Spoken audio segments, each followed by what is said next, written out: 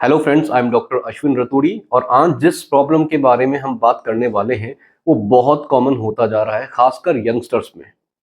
तो दोस्तों, hotels, restaurant या फिर स्ट्रीट फूड ये खाने का जो चलन है, चटपटा खाने का चलन, ये हमारे यंगस्टर्स में तो है ही है, लेकिन 40 से 60 साल की उम्र के बीच जो लोग हैं उनमें भी ये चलन बहुत ज्यादा कॉमन होता जा रहा है, जिसकी वजह से उनको गैस बनना, एसिडिटी बहुत ज्यादा होना, खाना हजम ना होना या पेट की और बहुत सारी समस्या बहुत कॉमन हो गई है।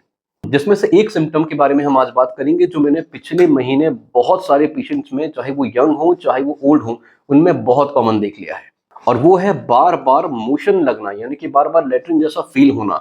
तो कई बार पेशेंट हमारे पास आके बोलते हैं कि डॉक्टर साहब, हमें ऐसा लगता है कि हमें लेटरिन के रास्ते में कुछ फंसा हुआ है, कुछ ऐसा है जो कि बाहर नहीं निकल पा रहा है, जिसकी वजह से हमें बार बार या पूरे दिन भर 5 से 6 बार हमें वॉशरूम में बैठना पड़ता है। तो देखिए, ऐसे मरीज जिनको पूरे दिन भर यही लगा रहता है कि हमें लेटरिन का प्रेशर बना हुआ है, हमें बार बार मोशन जाना पड़ेगा, बार बार वॉशरूम में हमें जाना पड़ेगा, वो कभी कभी इस एरिया में दर्द बताते हैं या सूजन की शिकायत भी बताते हैं।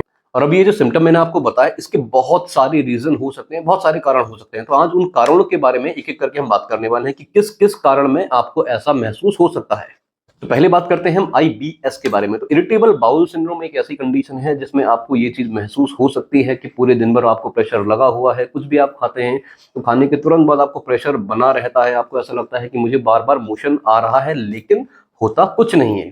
तो दूसरे नंबर पर आता है हेमोरॉइड्स या फिर बवासीर, जिसको हम कह देते हैं। इसके शुरुआती लक्षणों की अगर बात करें तो बार बार लेटरिन का प्रेशर आना, लेटरिन के रास्ते में खुजली होना या फिर मिर्च जैसा फील होना कि बहुत मिर्च लग रहा है, बहुत जलन हो रहा है, सूजन कभी कभी मरीज बताते हैं कि वहां पे हमें सूजन जैसा लग रहा है। तो ये सारे के सारे जो है शुरुआती लक्षण हो सकते हैं बवासीर के। नंबर 3 पे आता है एनल फिशर। तो एनल फिशर लेटरिन के रास्ते में कभी छोटे छोटे कट बन जाते हैं। तो वो कट अगर नए हैं या फिर बहुत पुराने हैं तो उनकी वजह से वहां से ब्लीडिंग होना, वहां पर स्वेलिंग आना, वहां पर कंटिन्यू पेन होना या बार बार सेंसेशन आना कि जैसे लेटरिन आने वाला है, ऐसा आपको हो सकता है। तो नंबर 4 पे बात करते हैं एक्यूट गैस्ट्रोएंटेरिटिस की। अगर आपको एक दिन में 10 से 20 एपिसोड बार बार लूज स्टूल के हो रहे हैं, 2-3 दिन से लगातार हो रहे हैं, तो ये एक कारण हो सकता है कि आपको बार बार अर्जेंसी बनी हुई है, आपको बार बार स्टूल आने का जैसा होता रहता है, बट एक टाइम के बाद उसमें निकलता कुछ नहीं है। अगले नंबर पर आती है फिस्टुला। फिस्टुला अब क्या होता है? फिस्टुला एक ऐसा सुरंग है या एक ऐसी टनल है जो लेटरिन के रास्ते को किसी दूसरे बॉडी ऑर्गन या फिर स्किन से जोड़ देती है। यानी कि एक ऐसी टनल है जो दो टनल्स को, दो हॉलो ऑर्गन्स में जोड़ने का काम कर देती है। तो अगला नंबर आता है डाइवर्टिकुलाइटिस का। तो डाइवर्टिकुलाइटिस आखिर होता क्या है? देखिए, आपकी जो बड़ी आंत होती है उसमें कभी कभी एक पाउच जैसा बन जाता है।